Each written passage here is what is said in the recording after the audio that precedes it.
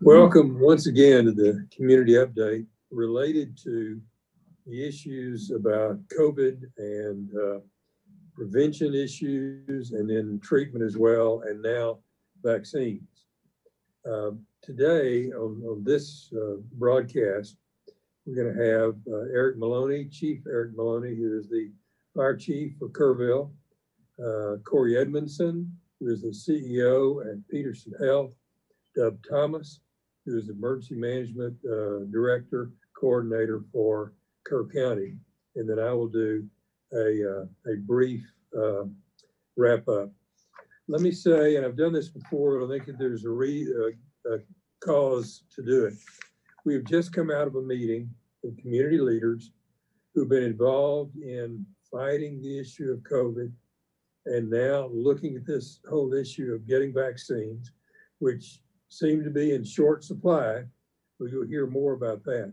But in terms of who was in this meeting, the fire chief that you're going to hear from, Mark Faust, the KISD superintendent, Jeremy Hughes, the emergency management coordinator for the city, Charlie McCormick, the president of Shriner University, Jonathan Letts from the county commissioner, and then the Hunt School superintendent, and then Bobby Templeton from Ingram School District, Kay Lee from the hospital and nursing angle of what we're facing, Julie, newly at the Kerrville Visitors Bureau, Mike Whitler from KPUB, Brad from also new to things here, Brad, the new director of Chamber of Commerce, Rob Kelly, the county judge,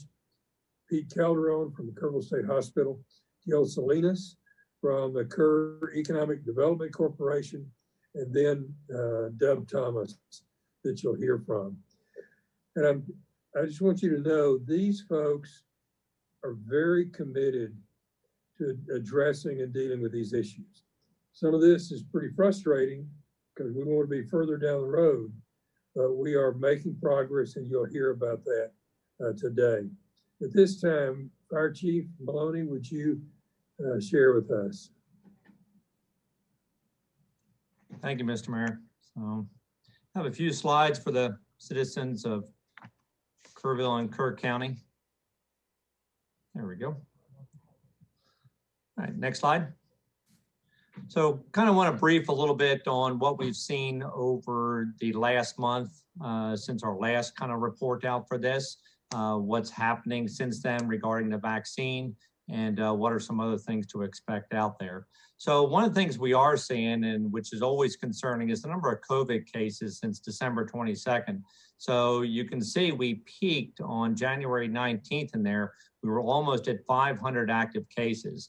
Now, if you remember back the beginning of November, we were at 72 cases. So we have held steady in the 300s through December, and we're about 350 is what we're holding steady for right now for January. So very concerning overall as far as the number of active cases out there. The bottom line you're tracking on here is we're also tracking the hospitalizations. That is the pulse of the healthcare system for Kerrville and Kerr County. And so we are continuing to monitor that closely with Peterson Regional and also with the Kerrville EMS for that, because this does impact the healthcare, what we can provide. So we've been as high as 36. So, and right now we're down to 29, I believe today, I believe we're at 30 for that. And Mr. Edmondson will report out there. So that is something we're watching, continue monitoring for the community. Next slide. So one of the things we're seeing, so we're definitely seeing the numbers rise, but we're also seeing this mix of cedar fever out there. So it's one of the things to be aware of. And why we kind of point this out, this comes from the Texas Forestry Service. It was a good slide overall, because it's important to note that there are some differences between them. There are some common things, and there are some differences with COVID-19. Why? Another reason is you don't want to come to work and say it's just cedar fever. So we can real quickly chalk that up as a runny nose. It's just a sore throat, it's cedar. and then I unintentionally spread the disease within the workplace, my coworkers there. So the common things we're seeing between Cedar Fever and Cedar Fever and COVID-19 is the fever, aches and pains, sore throat, runny nose, fatigue, and the loss of smell. A loss of taste also is very indicative of having COVID-19. So be very aware of that and be very aware of the people around you. Next slide. So our testing options have remained the same. So they have not changed for the ones we have in Kerrville. So Peterson Urgent Care is still continued to test over there, the symptomatic only. Peterson Medical Associates over on Bandera Highway, they're continuing to test for the symptomatic or asymptomatic, but call for an appointment. So the Franklin Clinic is at Hill Country Drive. You can still pre-register online and they still have the drive-through testing available for them. And then My Urgent Care in Bernie on River Road, you can call them for an appointment also. Next slide.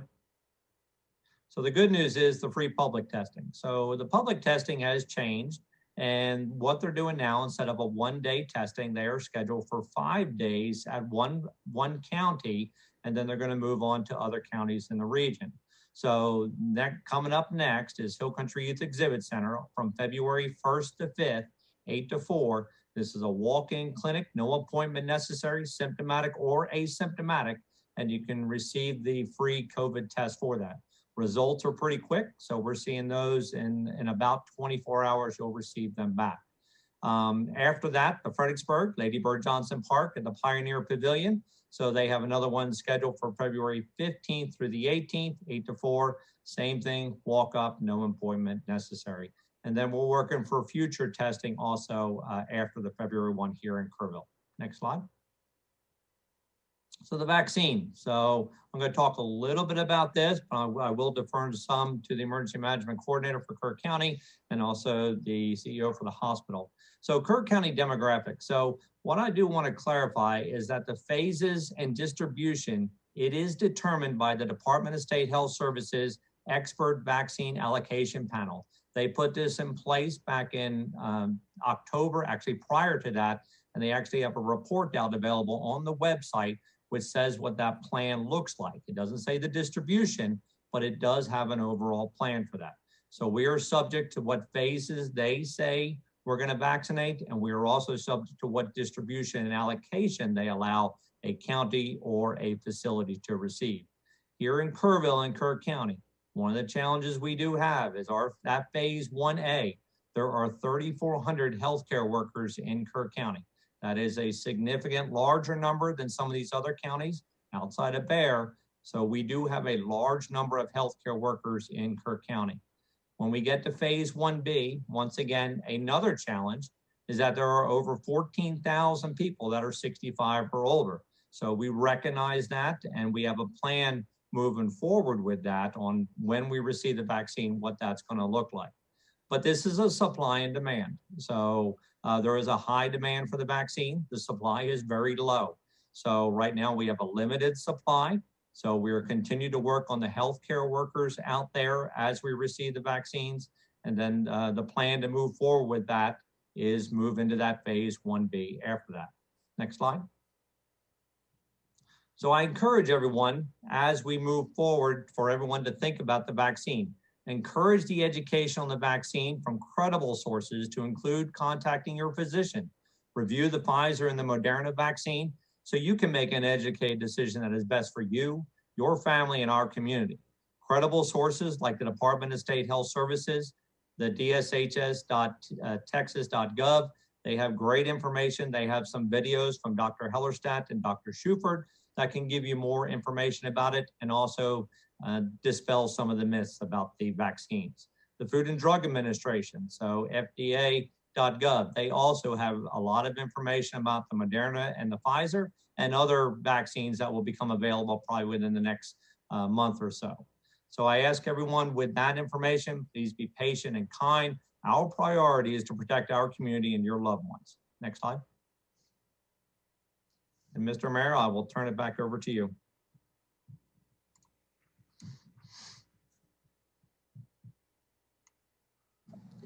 All right, thank you, Chief. Appreciate it very much. And at this time, Corey Edmondson, who is the CEO of Peterson Health, will share with us. Thank you, Mayor. First of all, I want to tell the community thanks. Last week, I had given I guess, a plea and an education about what Peterson had been going through and our staff, and the community came out, and as they have always, and really was supporting us. We were getting thank you notes and letters and a couple of shout outs specifically, because this was pretty overwhelming for our staff. But Schreiner University called and wanted to do something for us and the staff, and they sent food trucks for 2 days to feed our staff and the night staff as well. And they took out full ads in the newspaper thanking Peterson Health, and that just made our staff, it elevated their spirits, and they were so thankful for that. Into the Hills is they called and said, we want to feed your departments during the week, and they are today they fed our urgent care center and the emergency department, and they're going to continue to feed periodically as the weeks go on our staff to kind of keep them moving, and just saying thank you. And we appreciate everybody's thoughts and prayers, and we continue to get the support. And proof of that, I'm going to show you some videos here.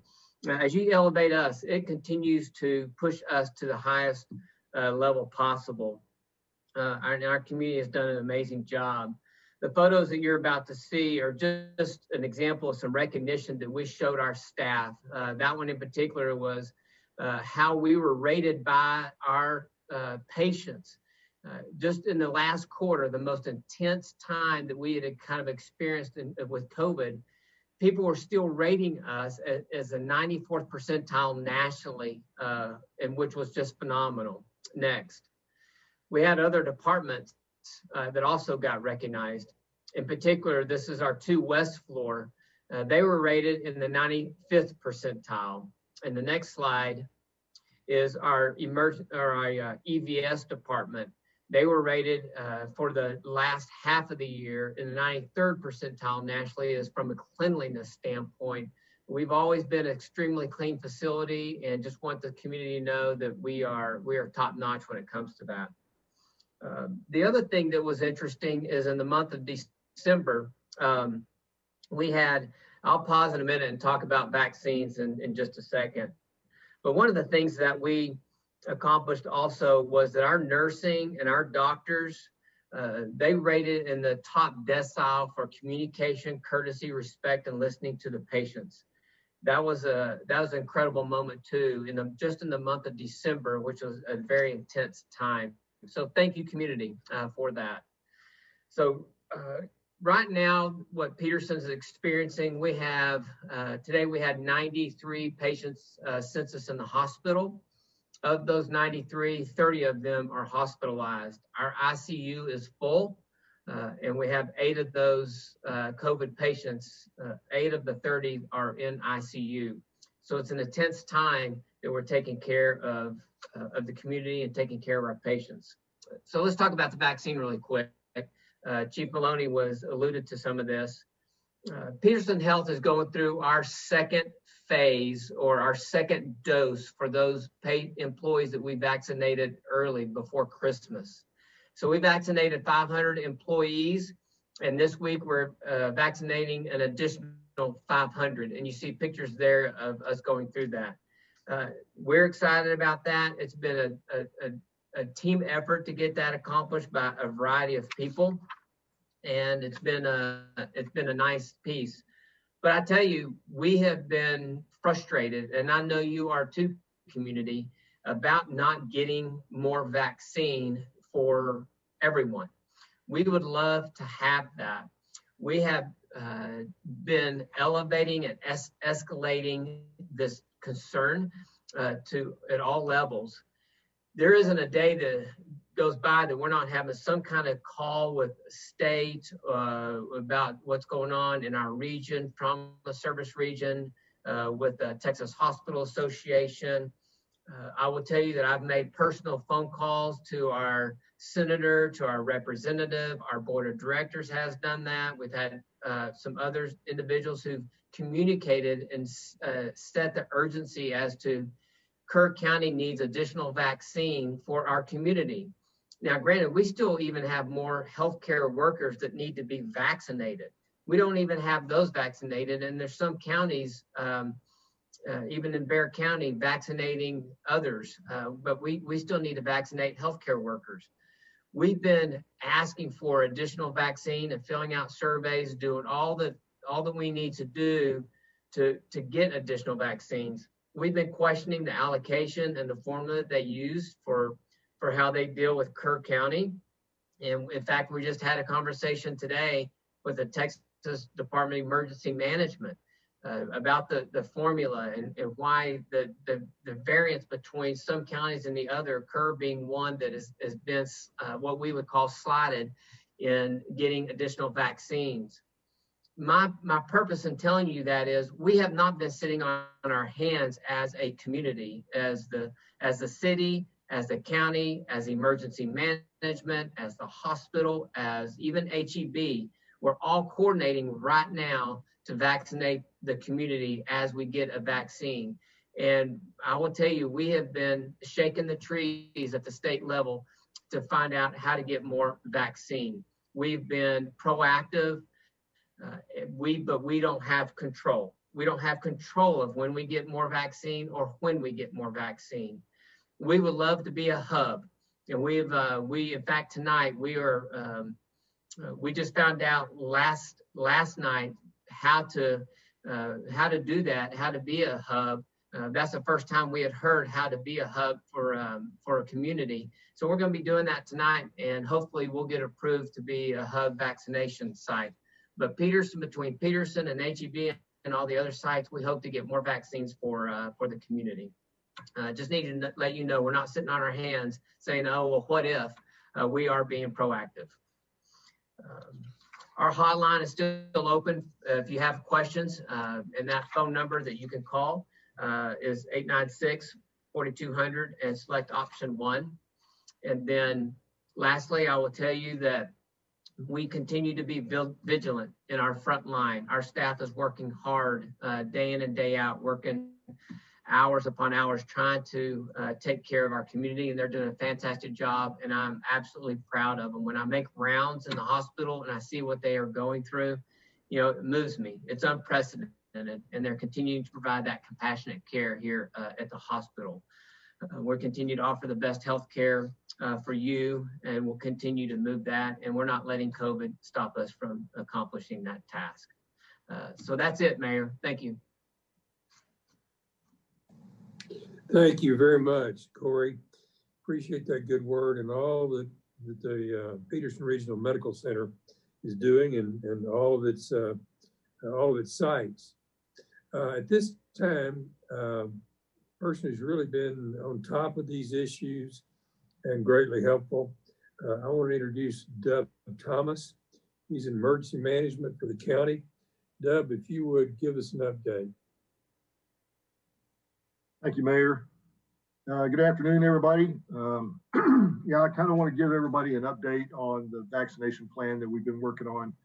So this has actually been a partnership between the city of Kerrville, Kerr County, Peterson Regional, HEB, Schreiner University, and a couple of other entities here in town. And we worked extensively over the last couple of weeks to come up with our vaccination plan and our site plan. Excuse me. So basically, our site plan is very similar to what you've seen at the flu clinic at the Hill Country Youth Event Center. We've taken that footprint and we've moved it to another location, and it is completely set up. It is ready to go. We're just waiting on getting the vaccines. Once we get those vaccines, we'll be able to get started on vaccinating people. Our registration for the COVID-19 vaccine, there's not any place that you can pre-register. The way we have designed this is we're going to have an internet portal and an 800 number. Once we release that information via Code Red, where you can access the website and register and get your date and your time for your appointment. If you don't have internet access, you can use the 800 number to register as well. So Code Red is going to be the main method that we're going to use to notify the entire county about the vaccine, when it's arrived and when we're going to have the portal open Once it's arrived, as soon as we get the vaccine, it's going to come out on Code Red, the 800 number to register, as well as the website. So everybody needs to register for Code Red, and you can do that on the Kerr County website. There's an icon under community links. You can go to the city's website, and there's an icon under helpful links. And if you're having a hard time, and I know several people have called me because they've had issues with trying to get registered for Code Red, there's a phone number you can call, and that's 866-939-0911, and take option number 2 for subscriber, or actually for if you're a resident is what it'll say. It's option 2 is a resident needing assistance, and they will help you get signed up for Code Red. Once you're in Code Red, you can add your hard line, your cell phone, your email, text. You can choose and pick or unchoose what type of alerts you want to receive. But once you're signed up for Code Red, you're good to go. The other option, if you don't want to use the website, is if you just use your smartphone, you can download the Code Red app. It puts it in your phone. Enter the information once you've entered the app, your cell phone number, and if you're within 25 miles of Kerr County, when we do the COVID alert or any alert on Code Red, you'll receive that alert. So Code Red is going to be our main way that we're going to notify folks about when the vaccines are here, when the site will be open, and when you can get your registration done. We also have a call center. That call center is set up, and it'll start working tomorrow at 8:30. We'll take calls from 8:30 to 4:30, Monday through Friday. It's not a registration site. You can't pre-register there. So if you have a question about registration, we can answer those questions, but we're not going to be able to register you from the call center. So that number is 315-5900 is the main number. When you call, if you want to speak to somebody and have a question answered about how to register, either for Code Red or about the vaccine in general, we'll do our best to answer any questions that you may have. I think that's about it, Mayor. If anybody has anything else? Thank you, Dub. Let me wrap up with just a few things. One, I missed a name a while ago when I was telling you who was at the meeting and who attends these biweekly meetings. That's Lucy Harmon, who is the superintendent of schools at Hunt. As Corey Edmondson talked about, we are working on this. We've been working on it a long time. We're pursuing it. People want to know, why are we not getting more vaccines here? We're in touch with elected officials at the state. We're in touch with department officials at the state and the governor's office, and also one person at the federal level. And what we've realized is that this distribution is just uneven. We've got adjoining counties or area counties that are getting sizable vaccine. We've even got people going from here to those counties to get vaccine. But there is just, it does not seem to be any rhyme or reason why in the Department of State Health, there's a committee of 17 people deciding who gets the vaccines. We hadn't figured out yet how that's done or why they're making the decisions they are. We will continue to work on it because we want people here to be able to get vaccinated here as quickly as possible. I will say just a few other things there. I know a lot of people are feeling scared because we don't have the vaccines yet here, confused, angry, and also, so I just want to say I recognize that as mayor of Kerrville. I'm sorry that's there, understand why it is. In terms of those of us trying to provide leadership to this, we are looking at getting as much information out there to people, just like this update, and in the newspaper and in other ways. We're also trying to communicate, hey, we care about folks and want to see this dealt with. And we're working hard daily to make the vaccines happen. And as you heard from Dub, when we get the vaccine, we are ready to move and get a bunch of people vaccinated. I know no one likes to be told to be patient, but I would ask you, be patient. We will get those vaccines as soon as we can. Thank you for being a part of this community update. Okay, bye.